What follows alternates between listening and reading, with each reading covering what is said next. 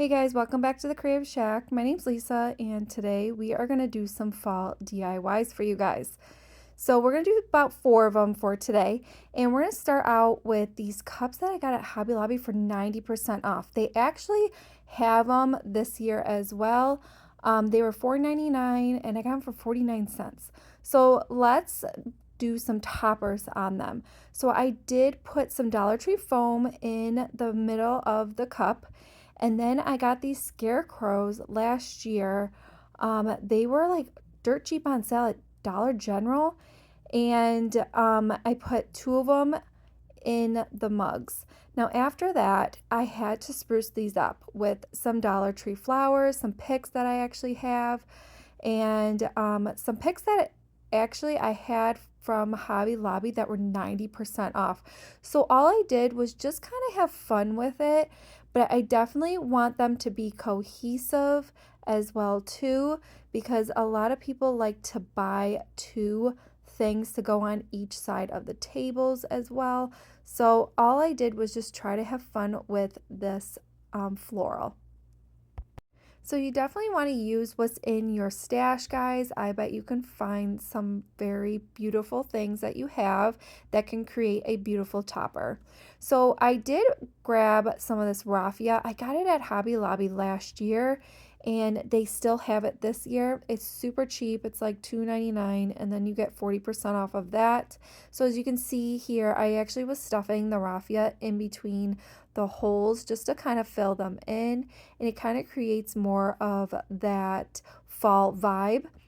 And then I actually created a decal from my Cricut machine, and all I did was went on Cricut Design and I actually found 2 of these decals on there, printed them out and put them right on the mug. This one says Autumn Blessing and the other one says Fall is in the Air, and look how stinking cute these came out. I absolutely love these. Okay, for the second DIY, we are going to create the world's cutest little scarecrow. So I actually decided to grab a flower from my stash and a pumpkin. This flower is actually from Dollar Tree and the pumpkin as well. You can get like 6 of them in a pack. And then I actually glued the pumpkin to the flower. So that's going to be her dress. And as you can see here, I am creating her feet and her legs. So I took a piece of twine and I stringed out 2 wooden beads and tied it off at the bottom. And you're going to need 2 of those. And then I grabbed this haybail from Dollar Tree. And what I'm going to do is I'm going to glue her legs to the haybail as like so. And then after that was done, because you definitely want them to be even, after that was done, you're going to glue the flower right to the haybail.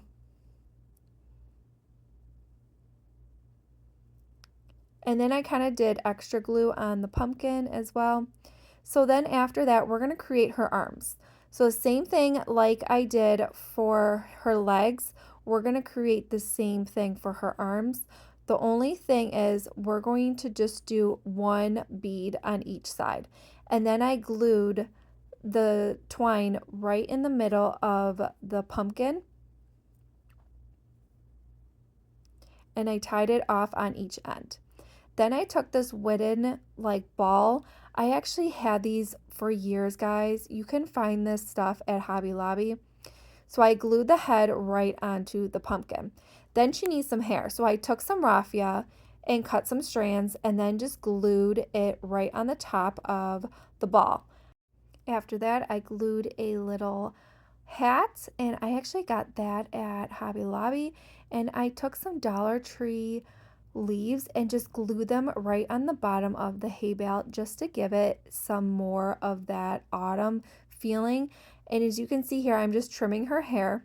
And then I went on my Cricut design space and just typed in scarecrow face, and I put a girl scarecrow face, and this is what popped up. There was so many to choose from, so all I did was put that right on the ball, and then all I did was put a little bow on her little hat and a little pumpkin on the side, and look how stinking cute this is. So cute. It sold so fast, guys.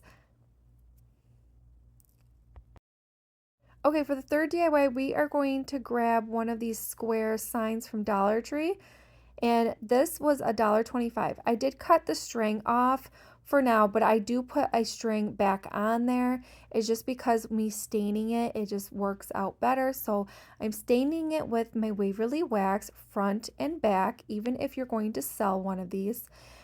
And then after that, I did go back in with some dark green paint. And what I did was just paint it right on and just smear it off with my rag and then go back in and sand it off. I want it to be a little bit more vintage. So I went on my Cricut design space and I found this cutest little saying, take time to catch the falling leaves. So I printed that out and put that right on the corner of the square sign. Then I pulled out some leaves. I pulled out a lot of Dollar Tree leaves, Hobby Lobby leaves, leaves that I actually already had, and I just had fun playing around with this. I like how I had all different kinds of leaves and different shapes of leaves as well. I did take some leaves and I just cut them in little leaves because it's just going to have more of that realism that I want that to be. So after I cut a bunch of different colors out, I decided to just glue them and it will look like it's falling leaves. And that's it for this one. This one came out beautiful as well. I absolutely love this one, and I think this one is my favorite one for today. Okay, for the last DIY, I actually grabbed one of these Dollar Tree mason jar signs, and I've had this for a long time, and they always come out with more designs every single year.